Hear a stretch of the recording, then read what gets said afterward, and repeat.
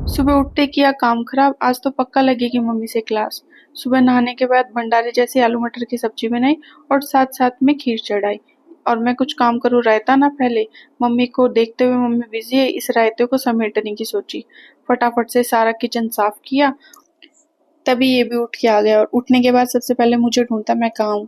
फिर माँ को और दादा दादी को भोग लगाया। आज अमावस्या थी तो मंदिर की अच्छे से क्लीनिंग होनी थी, साफ सफाई होनी थी, माता का चोला बदला जाना था। माँ की पूजा करने के बाद मम्मी पापा का आशीर्वाद लिया और हम चले गए बाहर। बाहर जाने के बाद देखा भंडारा हो रहा है, जिसको मेरे को खाने का बहुत मन था लेकिन सबने मना कर दिया।